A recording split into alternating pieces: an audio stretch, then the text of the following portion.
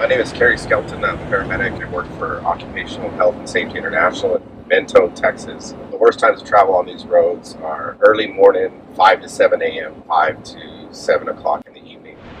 We've got to get people to give themselves extra time to get to work. There's only one way in and out of these places.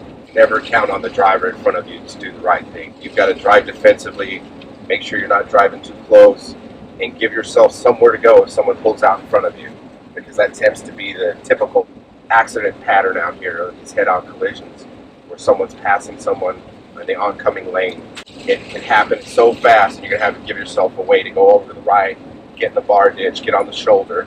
So hugging that right shoulder, giving yourself extra time to get to work, not following too close. And I think those are the main things I tell people when they come out here.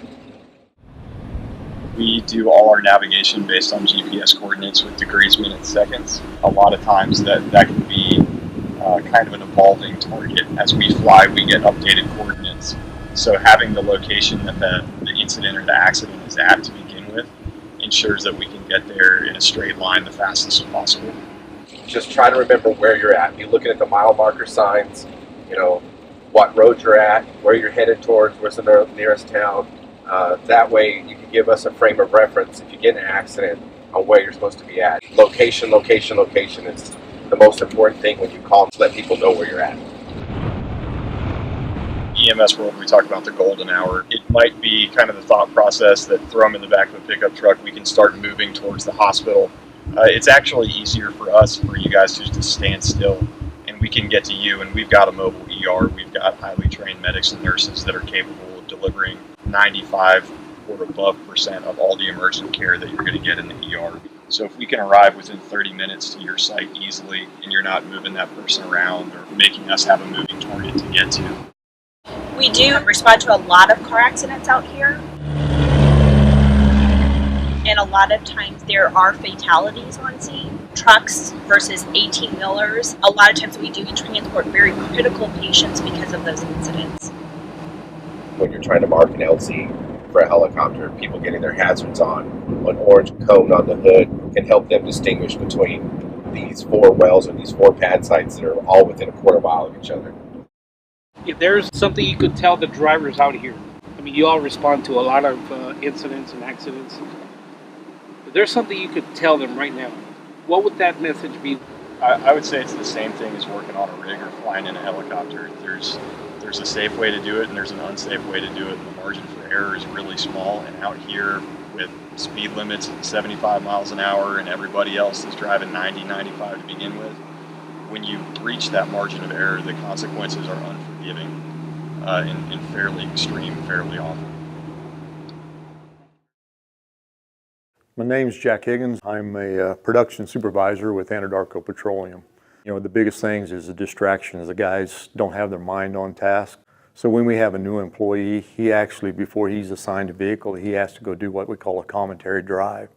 So they get in and they explain how they're driving, what they're looking for, to get them into that mindset, and they're explaining what they're doing on those commentary drives.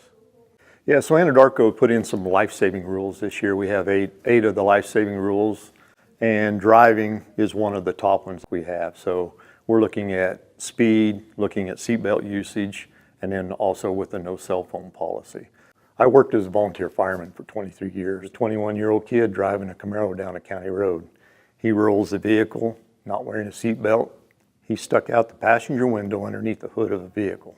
We've gotten into that mode that we can't live without those cell phones, but I think that's where one of the things Anadarko has changed is we went to a no cell phone policy while driving vehicles now. We've moved our operators in the field, so guys that live close to this area, we have them kind of working the west side of the field. 14-14 rotation schedules. We're actually putting a lot of our guys into the man camp. They just report from the man camp to the field, so we've eliminated a lot of driving. And I think it's helped too, and it also helps on the fatigue side of it. My name is Barty Bray. I'm with Shell. I'm the safety road focal for the Permian Basin. Fatigue driving is an extreme issue here in the Permian Basin. Many of the times I've talked to DPS or local sheriff's offices, they've all said that fatigue is usually the main cause when they investigate the crashes.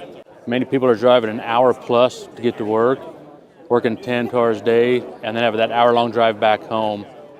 And unfortunately, there's ultimately times folks are called back out in the evenings too for a night call, for an emergency call.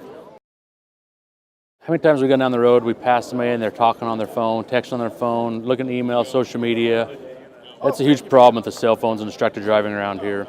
So we have IVMS devices in one of our trucks that monitor speed, seat belts, hard bumps, hard brakes, hard turns. Any violations are dealt with the supervision of the speeding and the seatbelt violations. And there's coaching that takes place then. The other things we've done, we've switched to Ford trucks because they have a 5-star crash rating. And just recently, we've upgraded to autonomous vehicles. The new trucks we're purchasing now have collision avoidance, blind spot detection, 360 cameras, and lane departure.